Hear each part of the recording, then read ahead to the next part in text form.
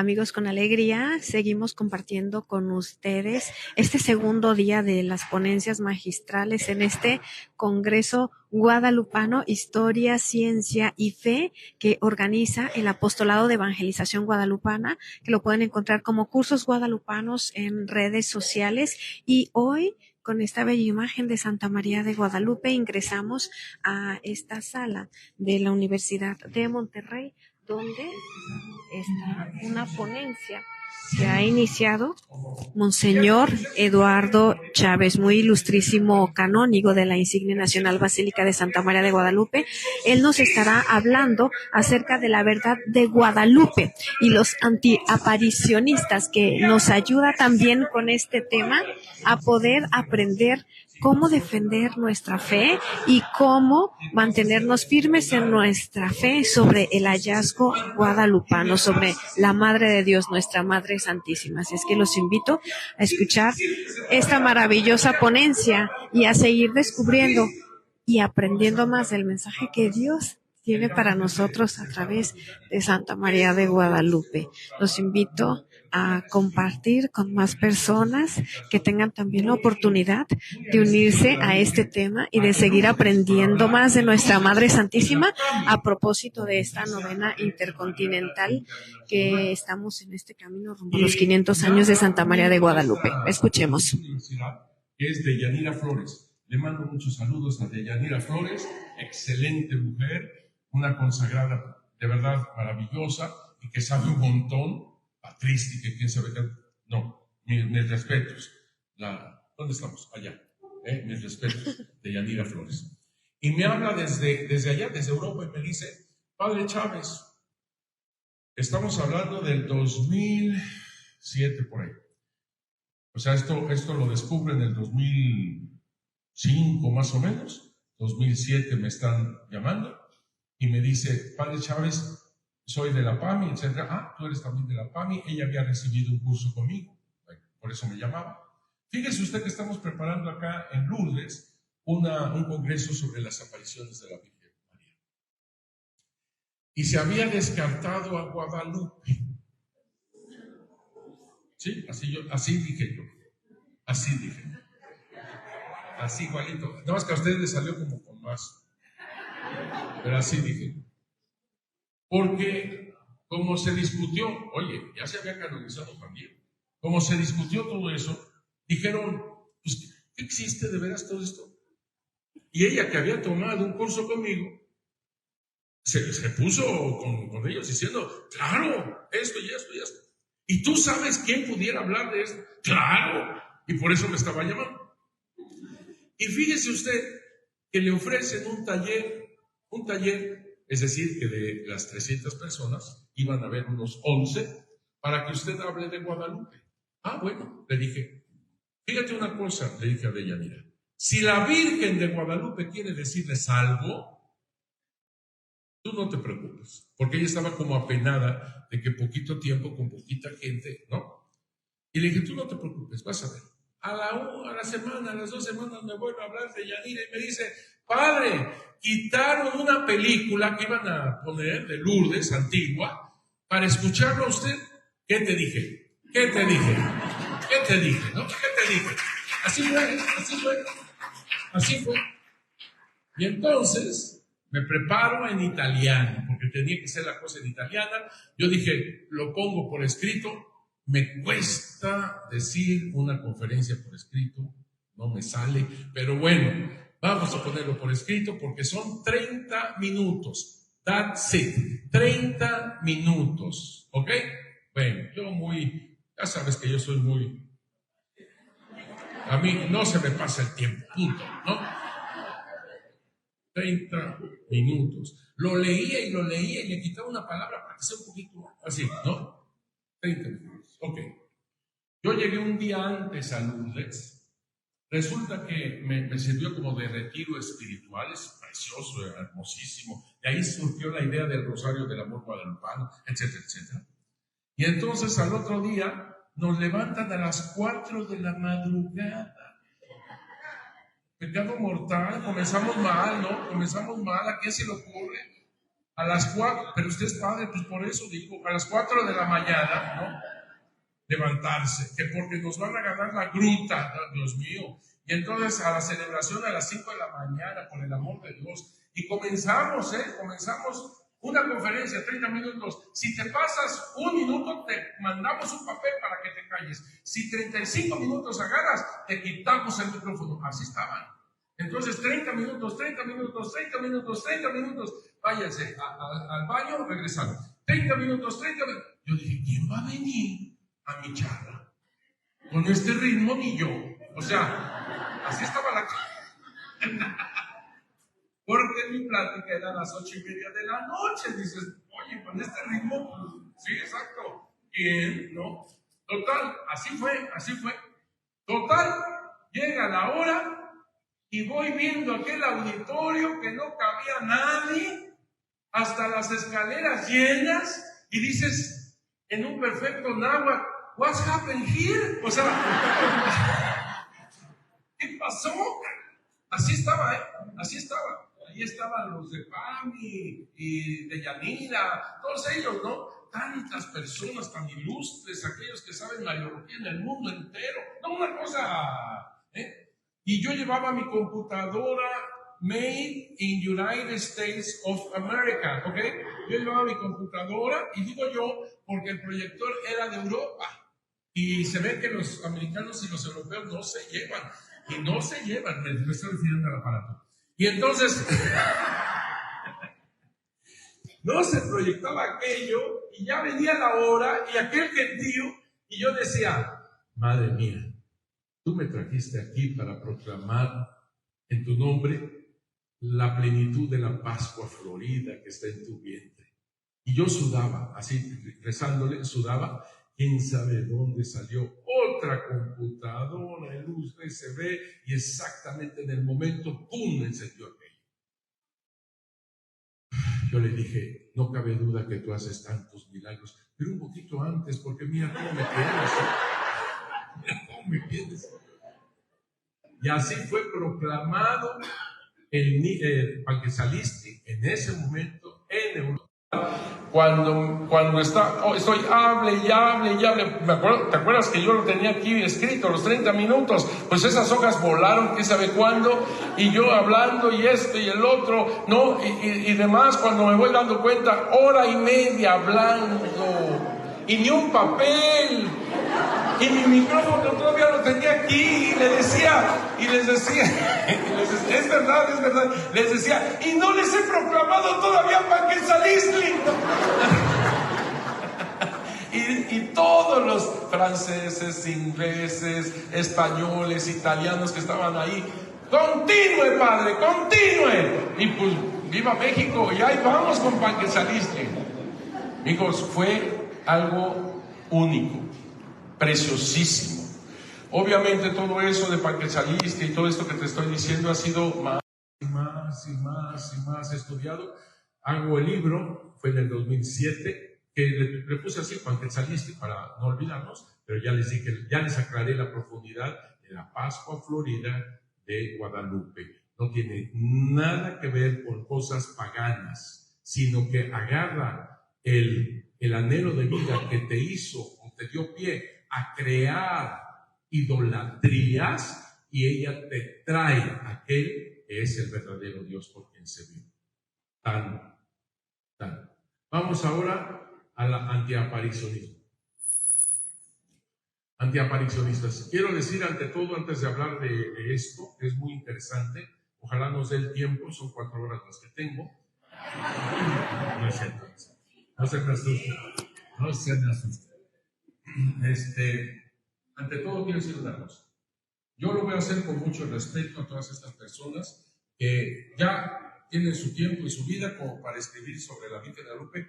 Entendemos que en contra, no están de acuerdo por X, Y o Z. Pero aquí les voy a tratar de hacer todo un marco histórico de por dónde van o qué es lo que sustentan para decir esto. No estoy pretendiendo abarcar todos los antiaparicionistas porque cada uno tiene su problema, digamos, con la Virgen de Guadalupe, yo lo entiendo. Pero por lo menos vamos a tratar de abarcar lo máximo y tratar de sintetizar ¿dónde está la situación difícil para estas personas, sobre todo ante una devoción fuerte como es la Virgen de Guadalupe? Así que, por favor, la que sigue. Sí. No, yo lo tengo. Que le quede hacia arriba, la solapa, síntesis. así. A ver, esta es la síntesis. Así. Esta es la síntesis. ¿Qué dicen en general? Además, es el micrófono para que se grabe. Pónmelo. ¿Qué dicen en general? En general se dice esto, que de 1531 no hay nada hasta 1648 con Miguel Sánchez, quien publica por primera vez sobre la Virgen de Guadalupe. Y subrayo la palabra publica. No escribe, publica. Ojo con esta palabra. Miguel Sánchez. Efectivamente, Miguel Sánchez publica en 1648. Y entonces algunos dicen, él es el que inventa la Virgen de Guadalupe, el acontecimiento, Zumárraga, Juan Diego, toda esta historia. Y la tratan como si fuese una narrativa, algunos por bondad dicen es una narrativa evangelizadora, y a algún misionero se le ocurrió algo así para evangelizar. Ese es lo menos peor, digamos, que han dicho sobre esto. Los otros dicen, esa historieta, ese cuentito, esa fantasía, esos son los que más duro tiran en esto, pero al final de cuentas, pues estamos en lo mismo. O sea, que fue Miguel Sánchez quien inventó todo esto. Al final de cuentas es eso, ¿no? Y a esa línea roja, supuestamente no hay ningún documento de 1531 a 1648 que hable de Juan Diego, ni la aparición, nada, absolutamente nada. A ese lapso, que si te fijas es un siglo, un poquito más de un siglo, le llaman el silencio guadalupano. ¿Ah? No hay nada.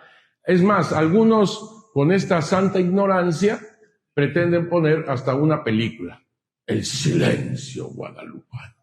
Yo la voy a ir a ver, porque a mí las películas así en cine me ayudan a dormir. Bueno, ¿sale? Sí. ¿Y la imagen? Es decir, si todo lo inventó Miguel Sánchez, ¿cómo es que tenemos imágenes del siglo XVI, XVII, XVIII, etcétera? ¿De dónde salieron estas imágenes de la Virgen de Guadalupe? ¿Salió del cuentito? Porque si es en 1648 esto, todas las imágenes deberían de salir desde ahí, pero tenemos imágenes como las que te enseñé ayer, o te enseñaron y te aclaré, las enseñó el doctor, 1606, de Chávez, firmada. Hay otras imágenes antes, anónimas, pero esta tiene fecha y firma. Así que no puedes ahora sí que decir que es después de 1648, cuando esa imagen fue firmada en 1606. Así que, ¿qué hacemos con las imágenes? Muy fácil, padre. O un indígena la pintó, Marco, o viene de Extremadura, España, porque allá hay un monasterio que se llama Guadalupe. Ojo con esto también, que es interesante. El monasterio se llama Guadalupe, no María de Guadalupe, Guadalupe. ¿Por qué? Porque el río, te recuerdo que los árabes habían entrado a la península ibérica y ellos bautizaban a todas las cosas a lo árabe. Y entonces bautizaron al río como Guadalupe, el río Guadalupe. El pueblo que se hace ahí, ¿qué crees que le pusieron? Guadalupe. Y al monasterio, por lo tanto, ¿qué crees que le pusieron? Guadalupe. Una creatividad bárbara. Así que todo es Guadalupe, no por la imagen de ahí, sino por el río. El río, el pueblo, la imagen. Que la descubrieron. Te recuerdo que cuando entran los árabes, los católicos empiezan a poner sus devociones, las tratan de proteger y las esconden. En todos lados las esconden. Cavernas, las entierran, en todo lo que quieras, las esconden. Y cuando regresan los católicos y van captando el territorio en la Reconquista, van surgiendo las imágenes y dice, se apareció aquí, se apareció allá, se apareció acullá, pero es que más bien la volviste a encontrar. Y encuentran esa imagen y le ponen Guadalupe. Ok. Y entonces, padre, fueron los españoles quienes lo trajeron acá. Y fueron los españoles quienes le pusieron a la mexicana ese nombre de Guadalupe. Se han escuchado todo esto que estoy diciendo, ¿verdad? De repente que se dice. Te lo estoy, como ves, sintetizando todo esto. ¿Ok? Bueno, vamos a ir a ver. No es ni la historia lo que en realidad haya sido ese cuentito y demás, porque todo se conoce no por el Nicamopogua, porque ellos al decir historia, obviamente están pensando en el Nicamopogua, que es ese cuentito. Pues resulta que el Nicamopogua nadie lo leyó, porque estaba escrito con caracteres latinos y sonido náhuatl, y solamente era un grupito pequeñito de indígenas que pudieran saber leer caracteres latinos. Y era un grupito pequeñísimo de religiosos que sabrían náhuatl. Fray Juan de Zumárraga, por ejemplo, no sabía náhuatl. Él necesitaba un traductor. Así que solamente un grupito podían tener acceso a eso. Además, otra cosa, no es un libro, no es un bestseller. No, es un manuscrito. Tu manuscrito, a ver, tú estás apuntando, ¿verdad? Ya ustedes tienen la nueva memoria que son sus tú estás apuntando, exacto. Estás apuntando. Ese es tu manuscrito, ¿ok? ¿Quién va a leer eso? ¿Quién va a leer esas arañas? A ver, ¿quién? ¿Quién va a leer eso? ¿Quién? Apenas tú te entiendes, ok. Entonces, imagínate tú un manuscrito escrito de esa manera y nada más 1, 2, 3 copias, basta. ¿Quién lo va a leer? Nadie lo conoció, nadie sabía de él. El Nicaqué, nadie sabía de él. ¿Quién entonces transmitió esta historia? Tradición oral, comenzando con Juan Diego. Juan Diego lo transmitía, lo decía. ¿Cómo lo sabe, padre? Nican Motecpana. Informaciones jurídicas de 1666. Hablan de cómo era Juan Diego, me lo preguntaron ayer, cómo era Juan Diego después de la aparición. Él iba y venía, le decían el peregrino, y él hablaba en los tianguis, y entonces todo el mundo hagan de cuenta el juglar en Europa, hace cuenta algo así, llegaba él a los tianguis y ay, me salió muy bien.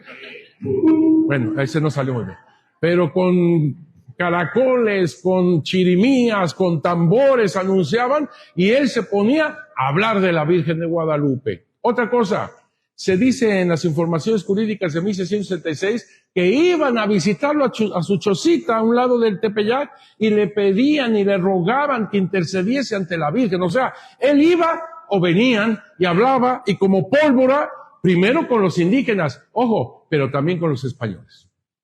También con los españoles. No es tan espectacular, porque son menos, los indígenas son millones, y es espectacular los indígenas. Ya vieron algunas filminas aquí del doctor, cuando habla de la gran conversión entre los indígenas. Doctor, decías que en pocos años ya tenían 9 millones, ¿te acuerdas? 9 millones de conversos. Cuando los mismos frailes empiezan a decir, ¿qué es esto? Porque vienen en masa. Nosotros que quisimos evangelizarlos y estaban fríos, estaban muy fríos. ¿Quién dice eso, que estaban muy fríos? Motolinia. Yo si encuentro a este señor Motolinia, le voy a dar un abrazo primero, ¿no? Y después me voy a presentar. Y después vamos a hablar y hablar y hablar. Seguramente tenemos tiempo. Entonces, allá en la eternidad hay tiempo. Porque verdaderamente ese Motolinia, tú tienes que leerlo. Claro, está publicado su obra. Tú tienes que leerlo, Motolinia, él quiso llamarse así, es una palabra náhuatl, el pobre, y entonces Fray Toribio de Benavente, Motolinia. Ok, tú tienes que leer su libro. Sigo. Las narrativas que dice Motolinia, que dice Jerónimo de Mendieta, que dice todos ellos de cómo es la conversión indígena, es brutal, mijo, es brutal. Eso de que un fin de semana 12,000, 13,000 bautizos, 14,000 bautizos, yo no sé cómo le hicieron. Un fin de semana, a ver, por favor, no son números, es una cosa verdadera. 14,000 bautizos en un fin de semana. ¿Hay otro padrecito aquí? No me dejen solo. ¿Hay otro padrecito aquí? Pues creo que sí. Bueno, yo una vez en mi parroquia, pues era ya parroquia, una rectoría, San Benaventura, un sábado fueron 12 celebraciones. Por supuesto que yo les decía a todos los que querían celebrar, traigan a su padre, porque yo no puedo celebrar más de tantas. O sea, ustedes traigan a su sacerdote. Viva México, ninguno trajo nada. Ok. Y entonces yo tenía que afrontar el asunto, y entonces era el bautizo, la primera comunión, la misa, otro bautizo, la misa del día, otra primera comunión, A la 12ª celebración ese sábado, creo que fue un bautizo que casé al niño con su madrina, yo ya no me acuerdo. Y lo digo porque así pasó. Yo ya no sabía ni qué, pues con la madrina, ¿cómo ves? Pues que sí, pues órale, ¿no? ¿Cómo le hicieron para bautizar? 14,000. Fray Juan de Zumárraga, al final de su vida, 5 días antes, le escribe al rey. Escrito. Este escrito está en España, en el Archivo General de Indias. Dice, y es verdad, que habrá 40 días que con ayuda de religiosos confirmé los indios de esta ciudad. Pasaron de 400,000 ánimas, 400,000 ánimas, los que recibieron el óleo, a lo cual atribuyen mi muerte, y yo salgo de ella muy contento. ¿Qué tal? Este señor tenía 80 años cuando hizo eso. Es una conversión como nunca antes se ha dado en toda la historia de la iglesia. Ni siquiera en los tiempos apostólicos. Así de fuerte es la cosa, en una perfecta inculturación. Y tenemos fuentes históricas. Entonces, tradición oral, la imagen, que quiero decirte que ahora que vi todo esto de pan que saliste con el doctor y que todo perfectamente con sus estudios y tal, yo me muero de orgullo, yo me muero sirvió tanto desvelo, sirvió tanta cosa para que llegue un joven doctor y haga todo esto. O sea, es algo increíble. ¿No te parece? Es algo así como ver desarrollar a tu nieto. Perdón, el abuelo está allá. Pero eso es una cosa. Y también a él de las estrellas y todo eso. Híjole, es una gran... Y a ustedes, porque veo a la PEG que le sigue dando duro y sigue... hemos tenido conversaciones, wow, que les dije, qué bonito el estar conversando con gente que sabe decir y esto y el otro. Precioso, precioso. Felicidades a la PEG, a la Universidad de Monterrey, a los Ojeda y a todos, Felicidades. Yo me siento pleno. No le tememos a que te equivocaste. Eso, no. Corregimos y vamos, porque es así. Siempre hay que caminar. Y estas cosas dices, wow, hay que corregir y caminar. Estamos sobre todo bien comprometidos con la verdad de Guadalupe. La verdad con B grande, acuérdate, que es Jesús. Estamos comprometidos con Él. Así que, bueno, sigo. Los signos de los tiempos. Así que tradición oral. La imagen como códice, los signos de los tiempos. Ya te pudiste dar cuenta, en cierta forma, por qué es tan importante del 9 al 12 de diciembre, teniendo en cuenta el solsticio de invierno, teniendo en cuenta todas estas cosas. Pero imagínate tú, después de una conquista, 1521, después, la viruela no fue después de la conquista, fue en medio de la conquista. Pánfilo de Narváez, que venía a apresar a Hernán Cortés, traía a aquella persona de África que estaba infectada de viruela. Así que fue en medio de la trifulca que se estaban muriendo todos. Uno de ellos, Cuitláhuac, el nuevo que habían elegido, se murió de viruela y sale al final Cuauhtémoc. Espero que hayan pasado historia de México un poquito, ¿verdad? Te lo agradezco mucho. Así que Imagínate, asuma por favor nada más de estas cosas. Conquista, depresión porque todos sus ídolos caen. Depresión porque los mismos franciscanos, queriéndole hacer el bien a los indígenas, le tumban los templos, le tumban los ídolos, pero también los templos. Y te recuerdo que el templo iba conforme al pueblo. Si tú me destruyes mi templo, me destruyes a mí como pueblo. Todo esto que tenían los indígenas, fíjate, los frailes están tratando de liberar a los indígenas y estos con esa actitud me estás partiendo por en medio. O sea, es una cosa horrible lo que están sufriendo los pobres indígenas. Y échale todavía a Nuño de Guzmán. Nuño de Guzmán en la primera audiencia, que es el terrible, ese es demoníaco, ese es satánico. Padre, ¿cómo habla de esa manera? Yo no lo hablo, lo habla Fray Juan de Zumárraga. Diablo infernal de codicia. Si tú te portas mal, te vas a entrevistar con él. Yo nomás te digo. Así que todo el mundo portarse bien para no verle la cara a este Nuño de Guzmán. No quiso confesión ni nada. Peor estaba el otro, Diego de Delgadillo. Diego de Delgadillo que trató de asesinar al obispo. Ya no me voy a detener esto que ya lo saben sobremanera. Con una lanza se la avienta al pobre obispo. Y eso, cuando te vas dando cuenta de toda esta historia, dices, a ver, ¿quién se va a poner a andar haciendo el cuentito para evangelizar cuando ellos le escriben al rey con una voz así de que ya nos vamos a morir? Cuando le escribe Motolinia, precisamente este gran señor al rey diciendo, nos vamos a regresar todos a Castilla porque aquí nos quieren matar. Y sí, los querían matar. Te lo recuerdo, sí los querían matar. Porque no quiero que me los bautices. No quiero que me los bautices, fíjate. Los misioneros vienen arriesgando su vida. Los misioneros vienen porque captan en el indígena que es alma humana inmortal. Porque captan en los indígenas que son dignos de salvación y dignos de sacramentos, que son seres humanos como tú y como yo. Eso es lo que hacen los misioneros.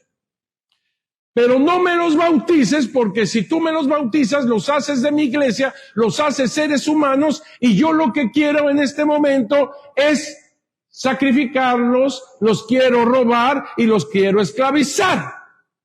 Déjalos como están, porque de esa manera yo puedo justificar mis actos ante los españoles, ante mi pueblo, diciéndole, no, yo no estoy esclavizando seres humanos, yo estoy esclavizando animales sin bautizo, cómplices del diablo.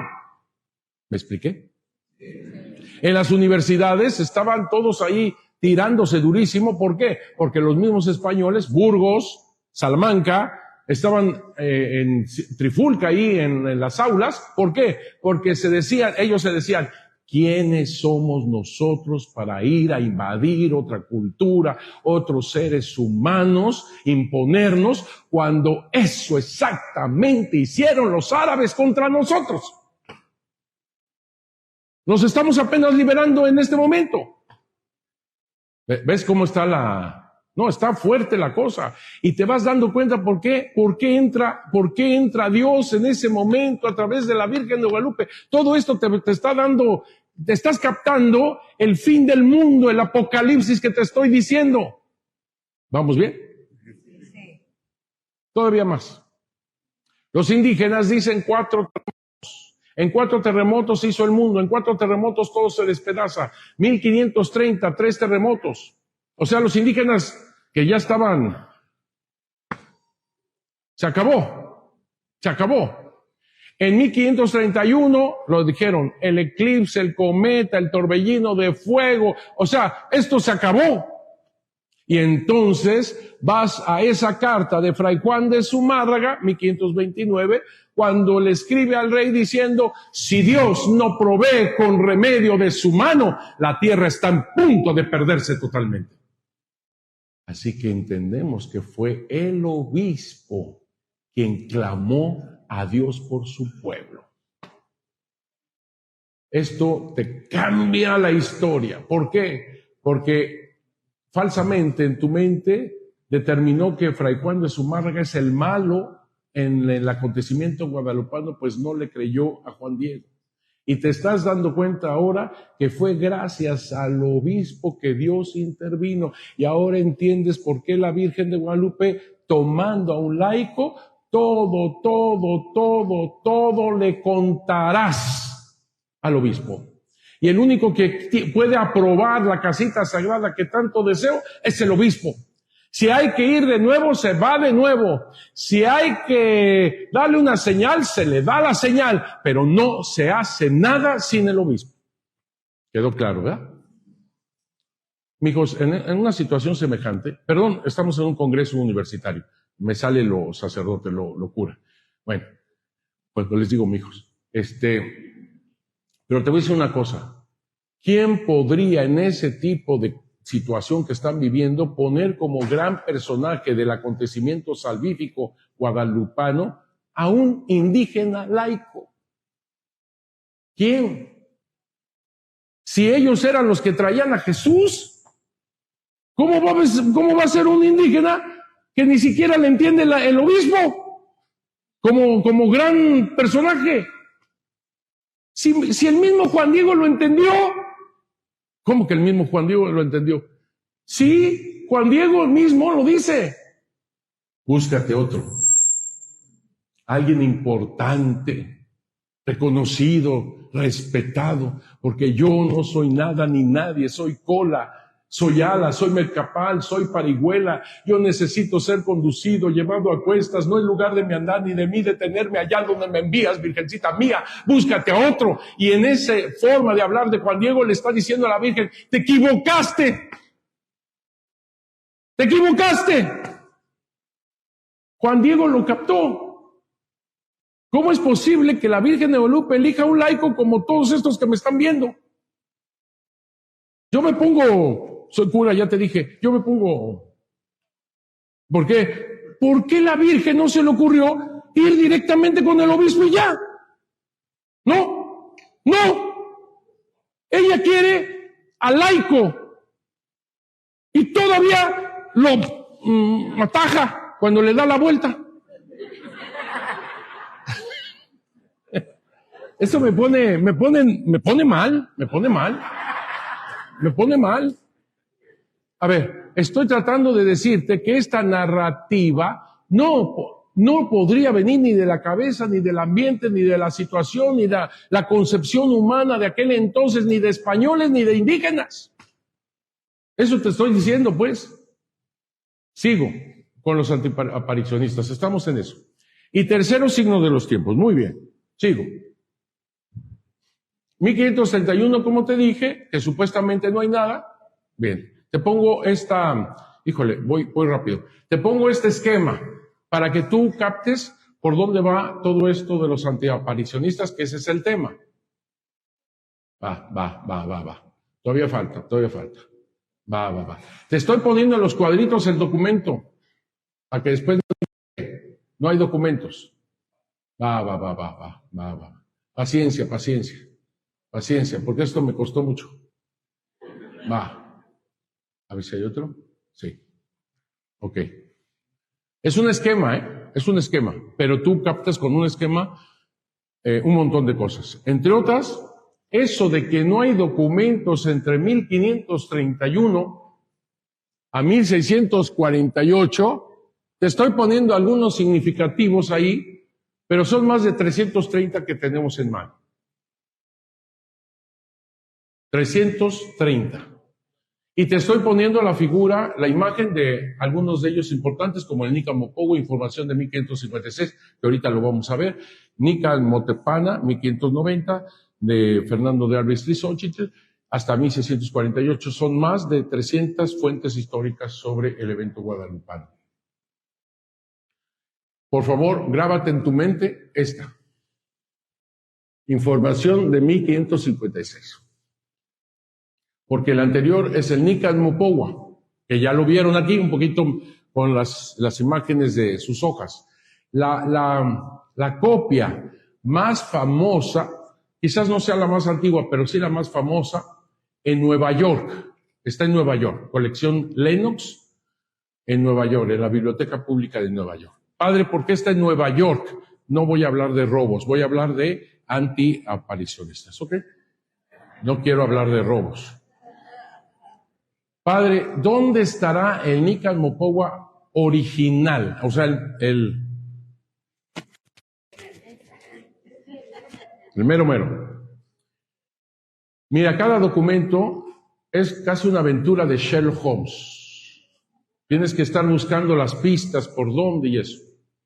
Hay una situación aquí que me parece muy importante y qué bueno que la voy a decir. No la pensaba decir, pero me parece que sí es importante porque estamos en una universidad y posiblemente algunos de los muchachos, ustedes, profesores, etc., tengan la idea de cómo llegar ahí.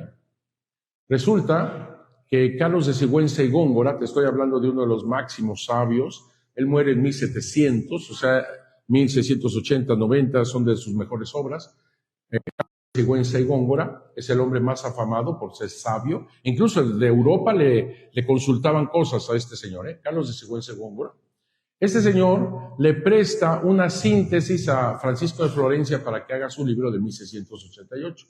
Francisco de Florencia se equivoca, porque así pasa, ¿no? Se equivoca, y dice que el Nican Mopowa, al final de cuentas, esta relación indígena al final de cuentas no es indígena, es de Jerónimo de Mendieta, se equivoca. Y el que lanza la voz enojado es Carlos de Sigüenza y Góngora. ¿Por qué? Porque él le prestó esa síntesis. Y entonces Carlos de Sigüenza y Góngora tiene que decir, juro y digo que yo tengo el original prácticamente de letra de Antonio Valeriano. Está hablando del original. Yo tengo eso porque yo conozco su letra.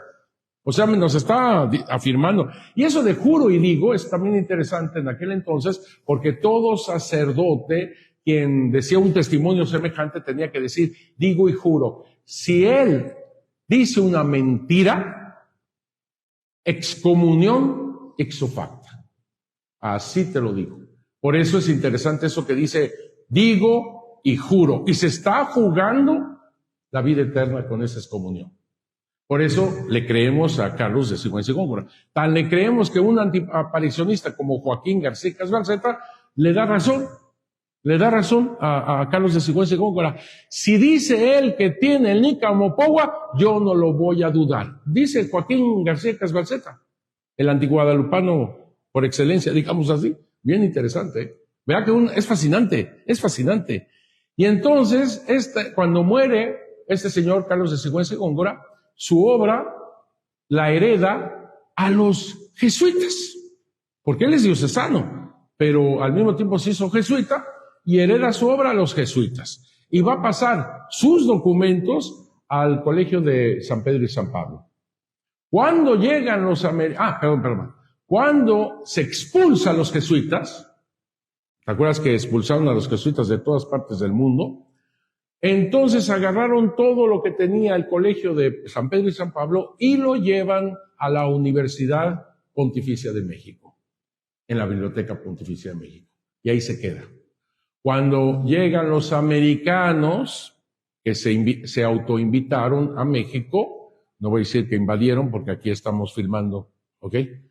Pero se autoinvitaron a venir a México, le dicen al general Scott, tráete toda la biblioteca de archivos de la biblioteca de la Universidad Pontificia de México. Y van a dar a Washington. Y pensamos que ahí van los documentos de Carlos de Sigüenza y Góngora que tenía el original de Nican Mopowa. ¿Dónde estarán? Bueno, vayan preparando su boleto a Washington, ¿no? Ok.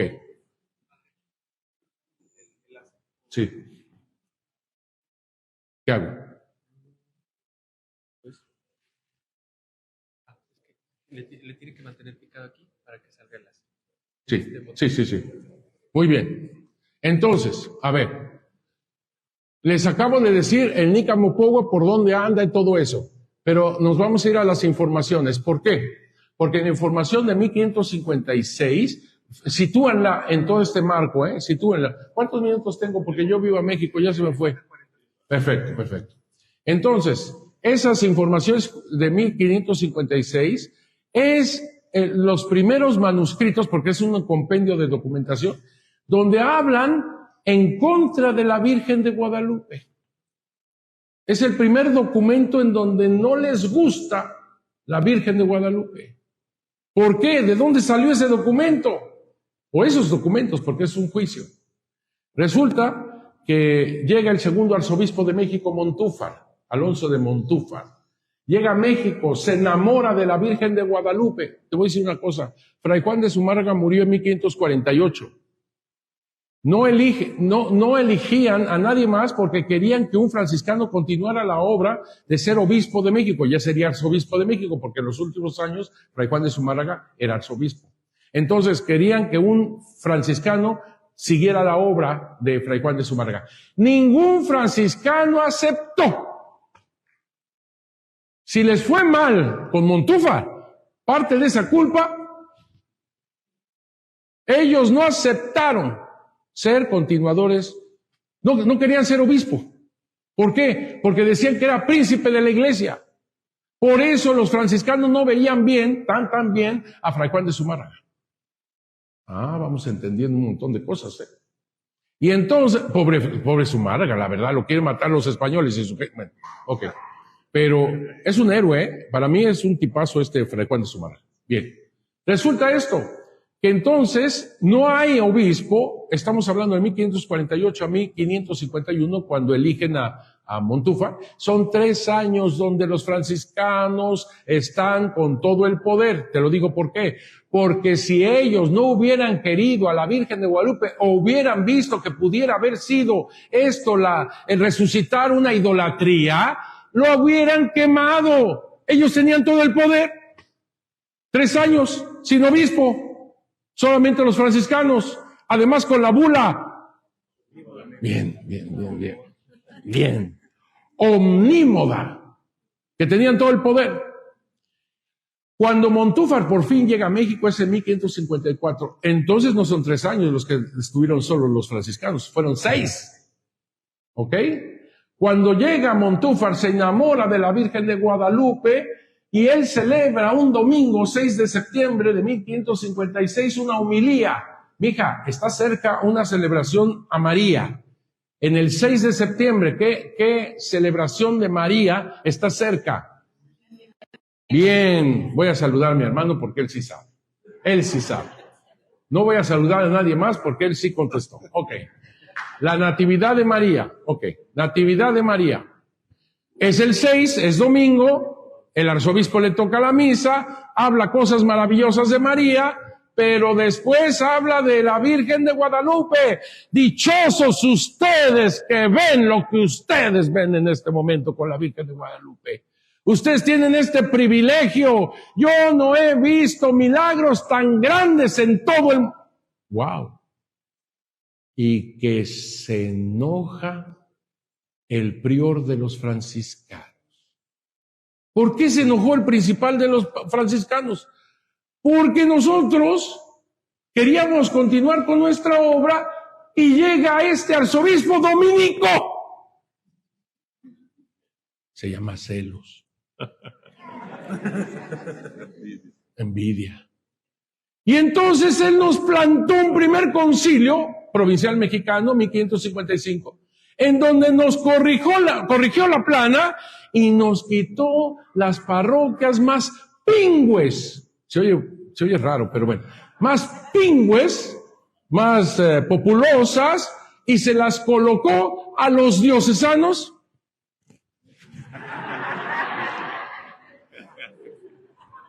Yo amo a este señor, ¿eh?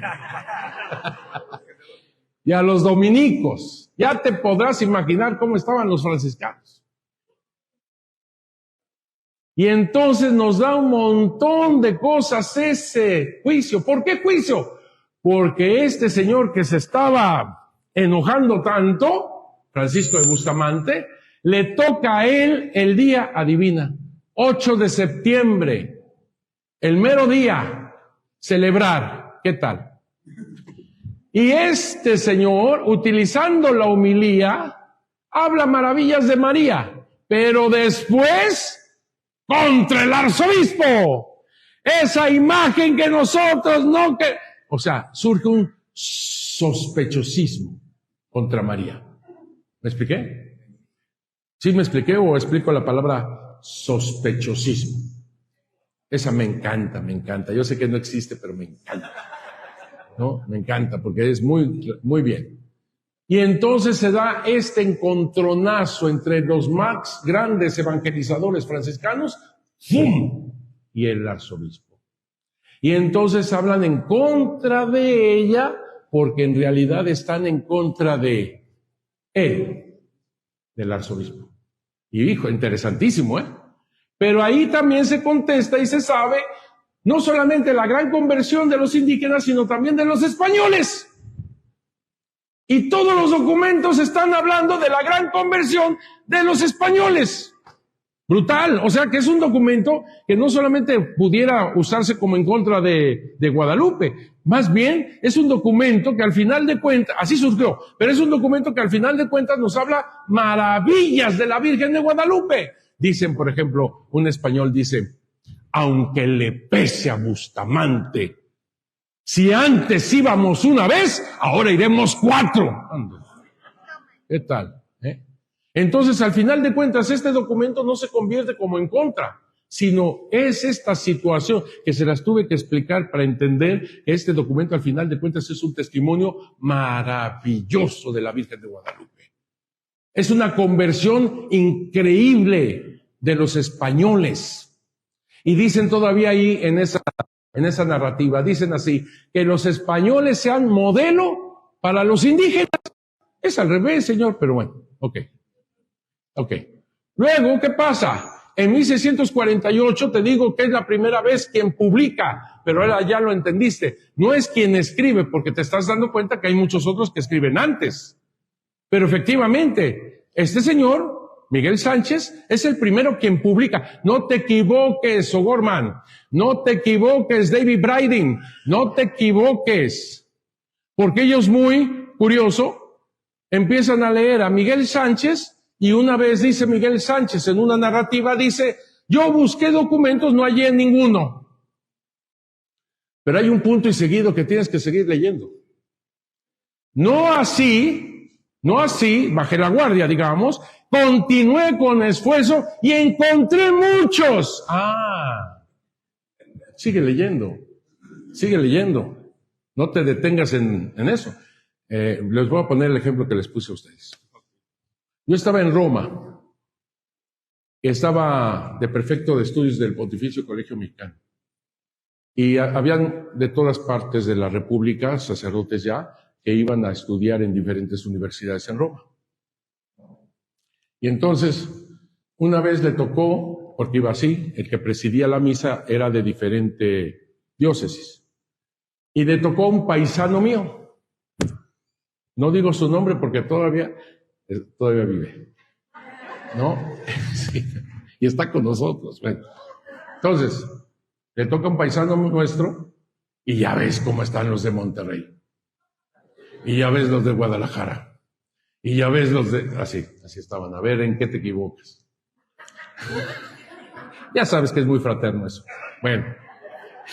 Entonces, el padrecito, pues nosotros que somos del mismo diócesis, pues rezábamos por él, ¿verdad?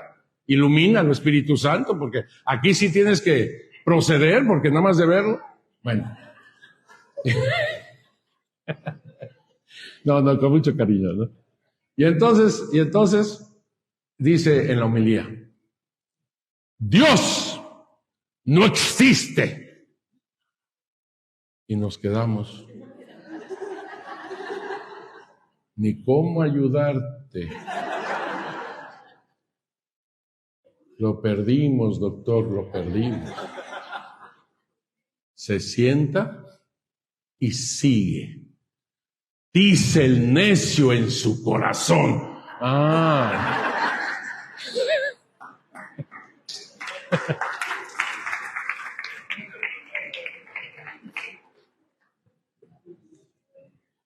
Así están O'Gorman, con todo respeto, y David Brady, diciendo de Miguel Sánchez. Sigue leyendo. Busqué y encontré a muchos y sigue diciendo este señor. Entonces él no inventa, él publica después de una investigación de documentación que encuentra y publica Origen Milagroso, Miguel Sánchez, 1648. Sigue otro autor, que ahí está, Laso de la Vega, 1549, Laso de la Vega. Laso de la Vega, yo le llamo el pirata, pero últimamente le voy a cambiar el nombre. ¿Por qué? Porque lo único que hace es tomar la obra de Fernando Alba Iztlizóchitl, que ya había escrito, aquí está, 1590 aproximadamente. También una copia se encuentra en Nueva York, en la colección Lenox, también está ahí.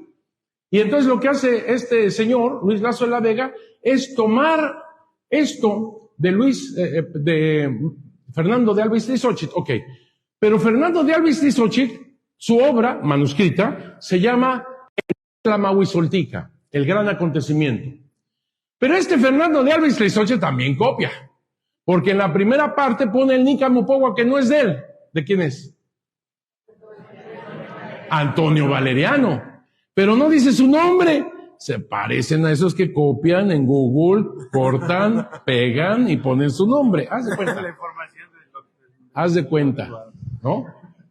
Entonces, él, de hecho, Fernando, está copiando el Nicamopogua sin decir quién, Fernando de Alba Iztlizóchitl. Y entonces llega Luis Laso de la Vega, casi un siglo después, y lo publica con su nombre.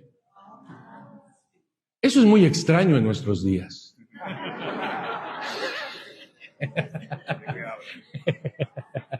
¿De qué habla? Y entonces, este amigo, Luis Laso de la Vega, hace una introducción de su obra. ¿Su obra? Bueno, hace una introducción pidiéndole al Espíritu Santo que lo ilumine por el amor de Dios. O sea, y entonces copia eso. ¿Qué bueno hizo Luis Laso de la Vega en eso? Que el hecho de publicarlo convierte que las letras arañas, que como tú comprenderás, ¿no?, de el Nicamopogua, y peor el Nicamotepana, que no se le entiende casi nada, ahora estén con letras de imprenta. Eso ayuda, por lo menos se sabe leer lo que no comprendo, por lo menos, ¿ya? Porque no sé náhuatl. Y entonces lo pone en náhuatl, pero con letras de imprenta. ¿Qué otra cosa nos benefició esto que hizo Luis Laso de la Vega? Y por ello lo perdonamos. Lo perdonamos y lo dejamos donde está. ¿Cómo no? ¿Qué fue? ¿Qué fue lo que perdonamos? Es que el Nicamopogua que está, el que conocemos, que está en Nueva York, la última parte, alguien se la robó. Cuando Juan Diego le da la vuelta al cerro, seguramente el ratero, la persona humana que llegó ahí y quitó, nos hizo favor de quitar esa parte, seguramente se quería llevar aquello que dice la Virgen: no me llores, oh coyotito mío, no tenga miedo, ¿acaso no estoy yo aquí que tengo el honor, la dicha, la alegría de ser tu mamá? Eso se lo llevó. ¿Ok? Sí, es criminal, es terrible. Bueno, se lo perdonamos. ¿Por qué? Porque él lo publica completo. Y entonces nos ayuda a saber qué sigue. ¿Ok? Por eso lo perdonamos y a estar en el cielo. Pero una cosa, no me lo llames evangelista, guadalupano. No, por favor. Tiene sus grandes méritos, pero no es un evangelista. ¿Quién dice eso? Francisco de la Maza. Fue uno de los primeros que hablan de ellos cuatro. Miguel Sánchez, Laso de la Vega, Luis Becerra Tanco, que ahorita vamos a ver, etcétera, Francisco de Florencia, los cuatro evangelistas. ¿Por qué hace eso Francisco de la Maza? ¿Por qué lo dice los cuatro evangelistas? Para atarantarte, para confundirte, porque entonces está poniendo que todo es un invento del siglo XVII. ¿Me expliqué? Para decirte ellos son los primeros. No. Si un evangelio podríamos decir guadalupano, ese es el Nicamopogua de Antonio Valeriano. Si alguna cosa es evangelio guadalupano, no hay otro. Porque eso sí, tú lo ves, el Nicamopogua es una cosa impresionante, porque es la misma voz de Juan Diego que el otro puso? ¿Dónde sabe que escuchó Antonio Valeriano en una tradición oral, hablando a Juan Diego todo lo que dijo? Francisco de Florencia te lo dice. Y exactamente como salen también en las informaciones jurídicas de 1666. O sea, es la voz de Juan Diego, que no se conoció hasta que no se tradujo el Nicamopowa en español. Y eso fue hasta 1926. Pero el contenido sí lo sabíamos. ¿Por qué? Tradición oral. El contenido lo sabíamos, al final de cuentas, como lo sabemos ahora, sin leer el Nicamopowa. Sigo. Así que tenemos a Miguel Sánchez, Luis Lazo de la Vega, y viene Luis Becerra Tanco, 1675. Luis Becerra Tanco, un señorón, también tiene cosas maravillosas de todo esto, hace una síntesis del Nicamopowa, es decir, lo que pasó. Te voy a decir una cosa, a veces ellos tomaban el Nicamopowa, pero como ellos ya lo sabían por tradición oral, lo lanzaban como se lo contó la abuelita, vamos, como se lo contó esto y el otro, y va acondicionando el asunto. ¿Qué pasó con Luis Becerra Tanco? Que no me gusta, son los anexos después que tienen el libro. ¿Cuáles anexos? Los supuestos que lanza. ¿Cuál supuesto? Por ejemplo, de ahí viene aquello de que Juan Bernardino no podría conocer el sonido D ni el sonido G, así que puede ser que la Virgen de Guadalupe fue Quetzalalupeo. Él es el que provoca que ni siquiera lo usa. O sea, es una cosa. Otra, que supuestamente Juan Diego venía con las flores en la tilma y a base de los golpes de las rodillas y de los muslos, se fue haciendo la imagen. No. O sea, no. O sea, ahí sí no sé qué tomó mi estimado, ¿verdad? Lo queremos mucho, pero ahí sí. Por eso no le digas que es un evangelista, por el amor de Dios. Son gente muy buena y da cosas increíbles, interesantísimas. Hasta ahí. Fíjate una cosa interesante. Joaquín García Casbalceta, que va en contra de la Virgen de Guadalupe, no supo, no tenía el original Nicamopowa. Y entonces, ¿en quién se basaba, padre? En Luis Becerra Tanco. En los dos. Luis Becerra Tanco y en el otro. No, porque no sabía náhuatl. No, Luis Becerra Tanco. Luis Becerra Tanco. No tenía. Entonces, todo lo que dice en contra, en cierta forma tiene razón, porque tú lo lees en Luis Becerra Tanco que se equivoca. Es que cuando la Virgen se aparece en la tilma, dice simplemente que le quitó del pescuezo la tilma. No, eso lo dice Luis Becerra Tanco. El Nicamopowa señala lo que tú desearías. ¿Qué deseo? Dice Joaquín García Casbalceta. Que Fray Juan de Zumárraga se hubiera hincado, llorado y emocionado. Eso lo dice el Nicamopowa. ¿Me expliqué? Y todo esto que tú tanto deseabas ver, está en el Nicamopowa que tú no leíste. Por eso es importante el Nicamopowa. Para mí ese es el evangelio. Pero son buenos, son buenos. Ya los critiqué, pero son buenos. Ok. Sí, los queremos mucho. Luego está Informaciones Jurídicas de 1666. Esta compilación, que ya no te desarrollo más, es una compilación brutal para buscar misa y oficio dedicado a la Virgen de Guadalupe. Maravillosa las Informaciones Jurídicas de 1666. Nosotros incluso, como nosotros lo conseguimos, porque no te lo he contado a ti, se lo conté ayer allá en la parroquia de San Jorge. A ti no te lo he contado, te lo voy a contar. Ya hay unas parroquias de la parroquia de San Jorge aquí, ¿no? Poquitos. Bueno, me van a perdonar, pero yo lo voy a contar. En las Informaciones Jurídicas de 1666 teníamos copias de 1700 y tal.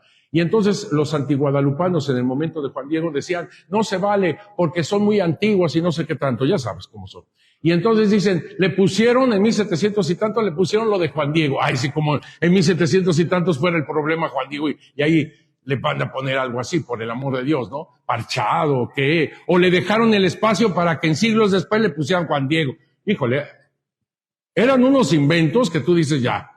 Pero en la Santa Sede, como va implícito el dogma de la infalibilidad del Papa, me demuestras. Híjole. Decían pero el que tiene que trabajar soy yo. Así es la cosa, ¿eh? Y tú me lo demuestras. El caso es que no encontrábamos el original de las informaciones jurídicas de 1666 y comenzaban a decir, es que nunca existió, es que eso es un fraude, es que eso fue después en el siglo XVIII que se hizo, es que, ya sabes. Cuando una vez voy a la biblioteca archivo histórico de la Basílica de Guadalupe, tomo algunos documentos del siglo XVI que me interesaban, se lo doy a la secretaria para que me haga favor de escanear, que no era tan fácil como ahora los escaneos y esas cosas. Bueno, ahí me los está escaneando. Yo voy, pues, a caminar, ¿no? Es mi estilo. Camino por la biblioteca. Yo había ido al espacio del siglo XVI, XVII, pero nunca al XIX, XX. Y ahí voy al XIX, XX a ver qué encuentro, a ver dónde me atoro. Estoy ahí cuando veo un dorso que dice 1965. Lo tomo, así nada más decía 1965. Lo tomo y veo que las hojas saliendo eran antiguas. Lo empiezo a foliar. Las informaciones jurídicas de 1600. Mira, mira cómo. No. Con razón no dábamos. Ya después me enteré que fue un padrecito que ayudando a poner en orden el archivo, se encontró el manojo de antigüedad y dijo, ¿qué será esto? Sabrá. Ahorita es 1965. Le pongo 1965. Con razón no dábamos. Y entonces así fue. Yo no quería que nadie supiera, pero yo en ese momento, te lo juro, yo quería gritar. No es mi estilo, pero yo quería gritar. Y entonces voy con la mujer aquella y le dijo, por favor. Pero mira, porque yo sabía que si decía algo, iba a haber bloqueo, iba a haber cosas. Me lo escaneó, lo trabajé en Roma, lo publiqué, y en ese momento lo exalté a las informaciones jurídicas de 1666. Y ahora llega David Briding y dice, es un complot. ¿Un complot? Como lo dije ayer, los indígenas decían otras cosas. Es un estilo jurídico. O sea, todo comienza igual. Miren, un ejemplo. Tú tienes tus escrituras de tu casa, ¿verdad? Tú tienes tu escritura de tu casa, tú tienes tu escritura, tú tienes tu escritura. Se parecen. Y parece como la misma. Pero tienes que leerlas porque es totalmente distinto. Yo tengo 24,000 metros cuadrados, ¿no? ¿Cómo se va a comparar con esta señora de 10 metros? O sea, ¿sí me explicó? Es totalmente otra cosa. Se parece, pero hay que leer para puntualizar cada cosa. Igualito. O sea, tienes que leerlo. Además, en las informaciones jurídicas de 1666 no participan solamente los indígenas, participan los españoles también. Y concuerdan con los indígenas. Y no solamente eso, sino que también son los científicos, químicos y los pintores que se asustan al ver la imagen de la Virgen de Guadalupe y narran todo lo que ven. Y no solamente eso, mandan participar también a Luis Becerra Tanco. Espérame, me equivoqué en la forma de decirlo. ¿Por qué? Porque Luis Becerra Tanco, sí, el que escribió aquel libro, más bien el autor de aquel libro, porque lo publicaron después de su muerte en 1675, este señor fue invitado en 1666 y él trae su investigación y se la da a los de las informaciones y la toman como es. ¿Me explicó? ¿Por qué es importante esto, padre? Porque si tú me dices que todo es un complot, ¿cómo es posible que hayan tomado la obra de Luis Becerra Tanco y la hayan manifestado sin más? Si fuera un complot, pasaría por su control o lo que sea. Sin embargo, lo publican como tal. Luis Becerra Tanco. Esas son las informaciones preciosas porque hablan mucho de Juan Diego, qué pasó. Sirvieron muchísimo para la vida y virtudes de Juan Diego. Bueno, estamos hablando ya del siglo XVII, 1666. Y viene, por ejemplo, Francisco de Florencia, que lo tiene, ya te dije ayer, lo tienes que leer. Sí, tiene un estilo barroco medio difícil, pero mira, Tú ponte a leer punto por punto, porque va punto por punto cada noche y te va a fascinar de todo lo que sabe este señor, de todo. ¿Por qué los jesuitas son tan amantes a la Virgen de Guadalupe? ¿Por qué? Porque cuando ellos llegan a México, 1572, no hay problema con los otros grupos de religiosos, franciscanos, dominicos, agustinos. Eran los tres que habían, y diocesanos. Porque ellos no se dedican a la parroquia. ¿A qué se dedican los jesuitas? Misiones, educación. Entonces no hay competencia, digamos, ¿no? Y entonces descubren a la Virgen de Guadalupe, donde envían a su gente que va con ellos. ¿Por qué? Porque ellos que se dedican a la misión y a la formación, resulta que en el santuario de Guadalupe vienen de todas partes del mundo. O sea, es toda una misión. Y sigue siendo igual. Es toda una misión que hay que formar. Ahí te quiero ver. ¿Me explicó? Y desde el inicio hay un amor de los jesuitas a Guadalupe y son los grandes difusores de Guadalupe, porque cuando los corren, porque los corrieron, en 1767, ahí va la Virgen de Guadalupe con ellos a toda Europa. ¿Me expliqué? Sí, fíjate, así que si te corren, no te preocupes. Bueno. ¿Cuántos minutos tengo? Bien, entonces, tenemos Estrella del Norte, tenemos Miguel Cabrera, pues es que cómo no hablar de este libro, Maravilla Americana. ¿Por qué? Porque a él le tocó estar cerca de la Virgen cuando se busca misa y oficio dedicado a ella. 1751 hace copias directas, 1754 se logra la misa y oficio cuando Benedicto XIV dice: Dios no ha hecho cosa igual con nación alguna. Él no se puede quedar callado, por supuesto que no. Entonces toda su investigación, todo su estudio lo traslada a este libro que dice Maravilla Americana. Y no solamente es un libro de él, sino que esto lo pone en manos del equipo que lo acompañó y de otras personalidades que habían visto de manera directa la imagen. Fíjate qué humildad de este Miguel Cabrera, qué humildad. Y estos lo aprueban por todos lados, el libro Maravilla Americana. Tú lo tienes que leer. Y si no lo encuentras editado actualmente, Google, ahí está en PDF. Ok, seguimos. Luego, Manifiesto Satisfactorio, en 1790, Ignacio Bartolache. Es uno de los primeros científicos que se meten a la imagen. Muchas veces no fue muy bien visto este señor Bartolache, porque decían, estás dudando de la Virgen de Guadalupe. Y el otro, que es científico, como tú comprenderás, dijo, no, al contrario, quiero saber a nivel científico cómo es posible que una tilma dure en un ambiente húmedo y salitroso tanto tiempo. Entonces hace este estudio realmente increíble sobre la Virgen de Guadalupe. Padre, ¿y cuándo llegamos a los guadalupanos? En el próximo congreso, mira.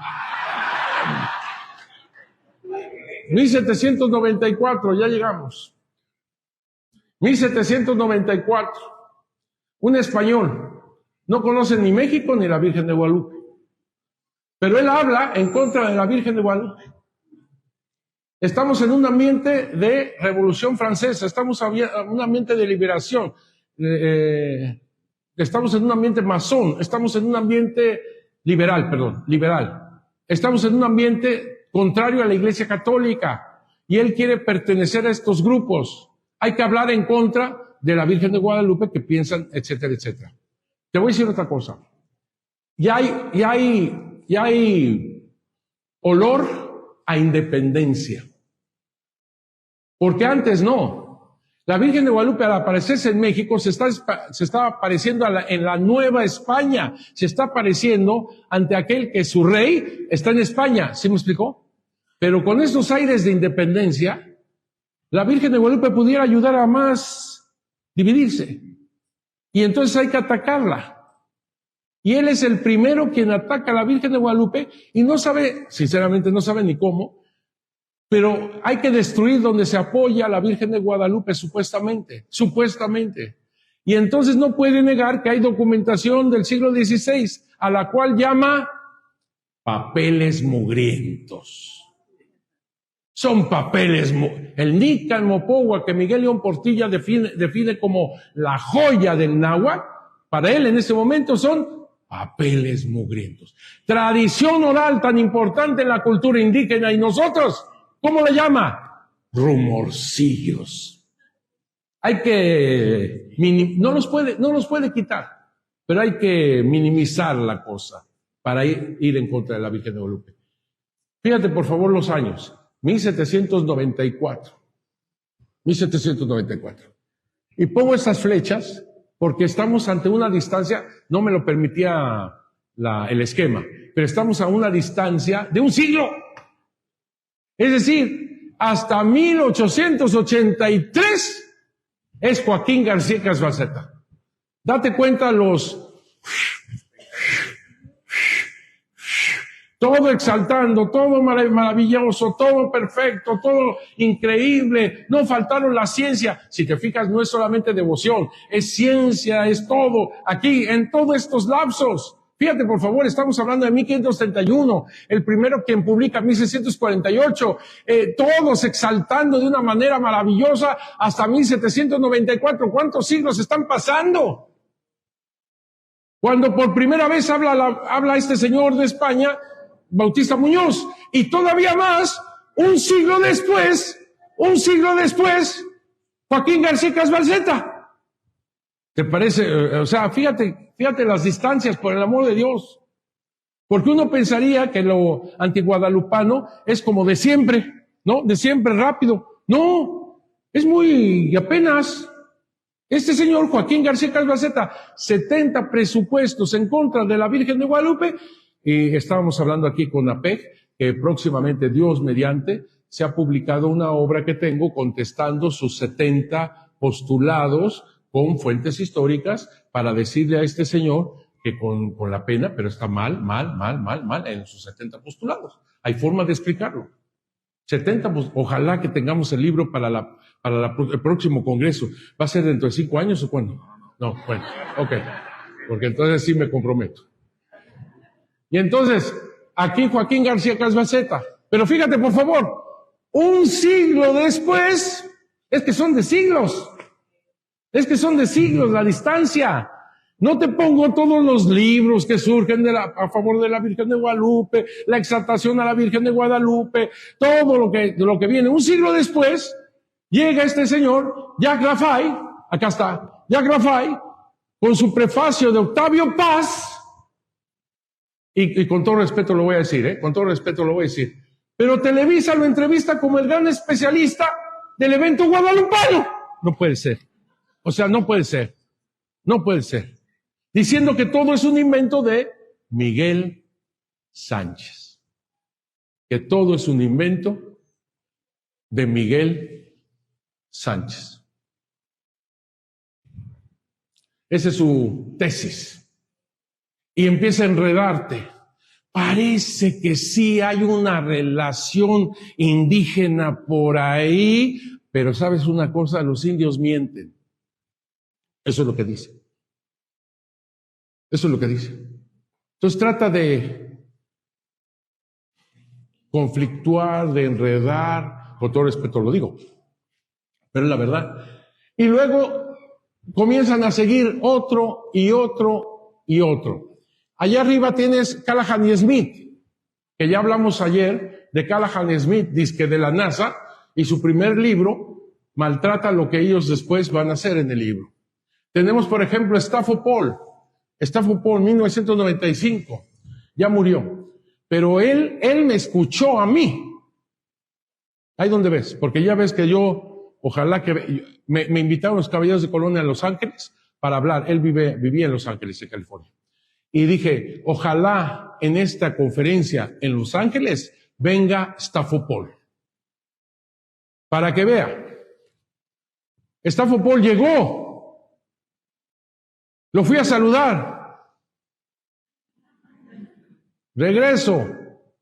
Le manifiesto en otra forma el evento guadalupano, pero le enseño el rollo. Enseño el rollo a todos. Porque él dice que no hay documentación. Y entonces cuando terminé, quiero ver a dónde anda.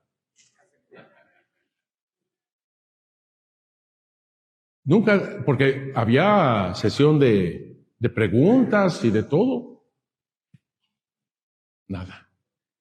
Él dice una cosa que a mí me enojó, lo digo con toda sinceridad, me enojó al inicio, pero después me quedé pensando. Tiene razón. ¿Qué dijo él? ¿Quién es México? ¿Quién se cree que es México como para que Dios lo haya tomado en cuenta y pensar que Dios se haya manifestado a través de la Virgen de Guadalupe? ¿Quién se cree que es México? México no es nada.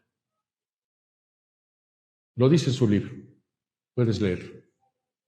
Yo me enojé, pero después me quedé pensando y dije, fíjate que sí tienes razón. Tengo que aceptarlo. Como Juan Diego, no soy nada ni nadie. Soy escalerilla, soy mecapal, soy parihuela, no soy nada. Madre Santísima de Guadalupe, te equivocaste. ¿Por qué no pensaste en alguien realmente digno de ti? Yo necesito ser conducido, llevado a cuestas, no en lugar de mi andar ni de mí detenerme allá donde me envías, Virgencita mía, mi chiquita, mi niña. Búscate otro. Sí, tienes razón. No somos nada ni nadie para merecer que Dios se haya manifestado en esta tierra bendita a través de la Virgen de Guadalupe. Y casi podríamos también decir como Isabel, ¿quién soy yo para que la madre de mi Señor venga a verme? Que esa frase a nosotros nos queda corta. ¿Quiénes somos nosotros para que la madre de mi Señor hayan querido venir a vivir para siempre conmigo? ¿Quiénes somos nosotros para que tú, Señor, a través de la Virgen de Guadalupe completes, hagas presente, se viva tu promesa? Yo estaré con ustedes todos los días hasta el fin del mundo. Que Dios los bendiga mucho.